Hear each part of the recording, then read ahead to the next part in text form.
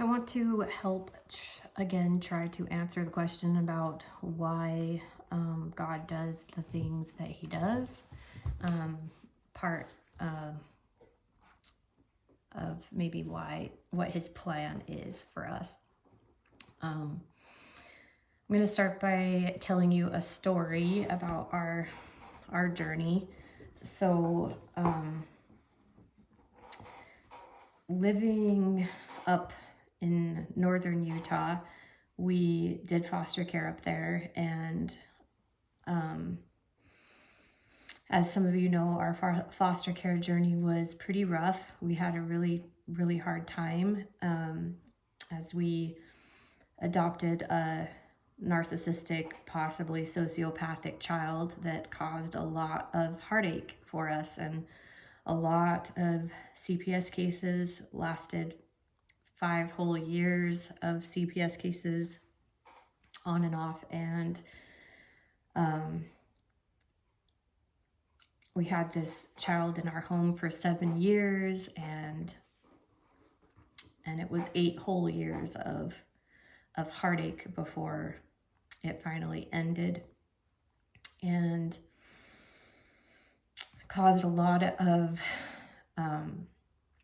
rumors and pain in our neighborhood and in the foster care community. As you know, human beings like drama, I guess, and there was another foster family that got one of our foster children because of a quick knee-jerk reaction to take our foster baby, who we had for 7 months, and we were only 1 month away from adopting her. Just broke my heart, and I couldn't understand why God would do something like that to us, and it was just horrible. And this little foster baby that we lost just felt like she was ours, like she belonged to us, and we had many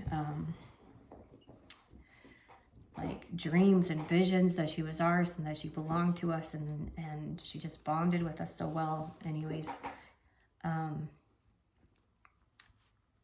just felt really strongly like I needed to get out of the area. We had a lot of run-ins with the foster family that had this child now, this baby, and it was really uncomfortable, all the whisperings and the talkings, and like their kids would come up to our kids and say, your mom abused her and that's why we have her now, and stuff like that. It was just awful, and their family felt uncomfortable and our family felt uncomfortable, and I talked to my husband for quite a while about just moving, and it took a while because he had his own business and he had to run the business, and the kids, you know, they had their friends and they had their things that they were doing, and they were in school, and I had put them in school after,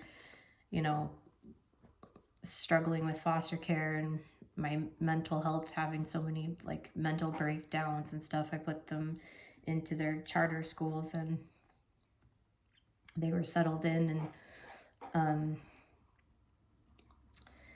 then COVID-19 happened, and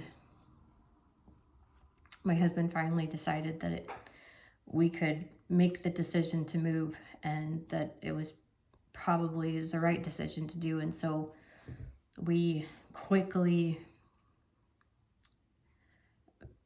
did some renovations on the house and sold it and moved, and we had nowhere to go.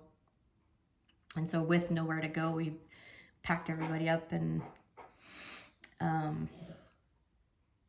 ended up in one weekend buying a house, and we were just kind of in this like midway spot for a while. Didn't even get to where we wanted to go, and not really understanding what God wanted from us, and really feeling like tousled by the waves and just knocked all over the place, and ended up in Cedar City there for a while, is where we were, but wanted to be in St. George. And then after a couple of years, still dealing with this child that was sociopathic because she had nowhere else to go,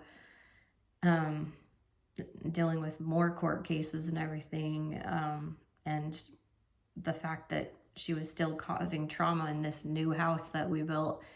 We were just in so much chaos and heartbreak, and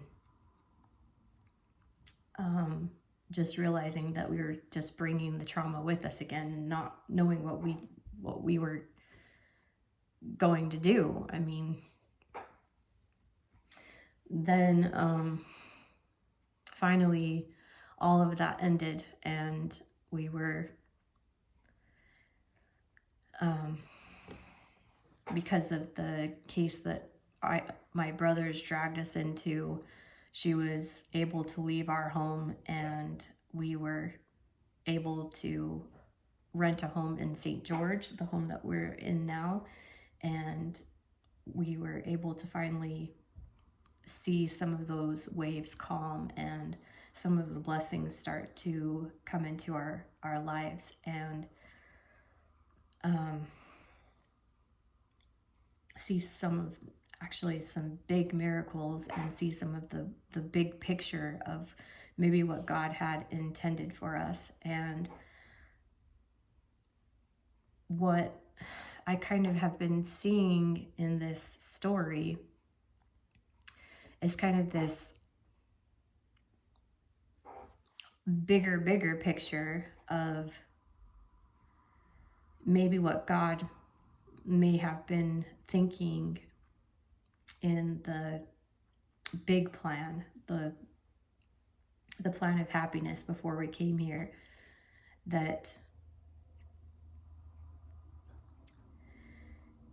maybe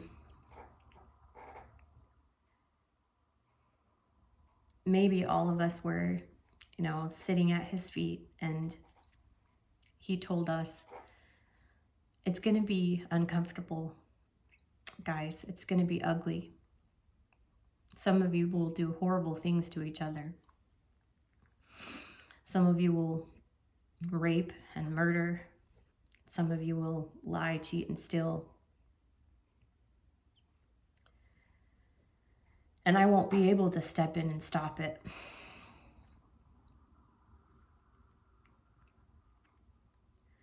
But what's going to happen is that you are going to grow, and you will change. And these horrible, evil, dark winds will make you stronger. They will make you like me. And they will allow you to come and be where I am, where we can be a family again, where we can be together again.